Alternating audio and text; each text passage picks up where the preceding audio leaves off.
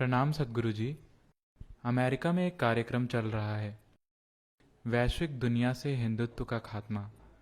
आप हमें क्या सुझाव देंगे? इस स्थिति में आप हमें क्या मार्गदर्शन देंगे? वो तो पिछले 800-900 सालों से यही कहते आ रहे हैं। तो क्या हो गया? वो पिछले करीब 1000 सालों से हिंदुत्व या हिंदू धर्म को खत्म करना चाहते हैं। हम आज भी हैं।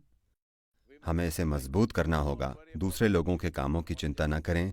हमें इसे मजबूत करके इसे आकर्षक बनाना होगा ताकि लोग इसे अपनाएं। हमें जाति और पंथ के सभी भेदभाव खत्म करने होंगे ताकि सभी इंसान हिंदू ढांचे के भीतर गरिमा के साथ रह सकें। अगर हमने ऐसा नहीं किया तो लोगों को निश्चित रूप से खो देंगे। हिंदुत्व का खात्मा अमेरिका के किसी विश्वविद्यालय में नहीं हो रहा है। उनकी बातों से मुझे फर्क नहीं पड़ता। But dismantling Hindutva is happening in our villages, in our towns. पर हिंदुत्व का खात्मा हमारे गांव में, हमारे शहरों में हो रहा है, क्योंकि हमने अपने ही लोगों के साथ भेदभाव किया है।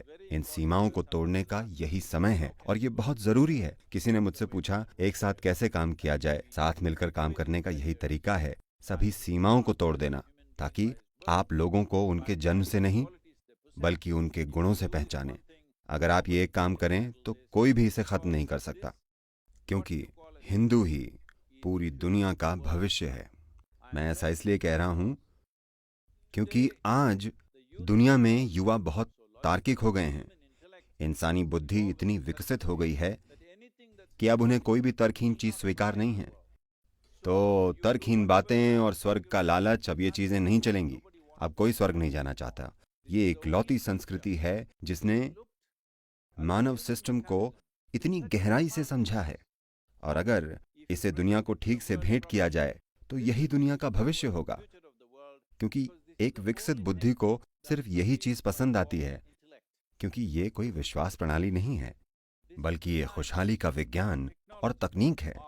ये जीने का और मुक्ति पाने का विज्ञान और तकनीक है।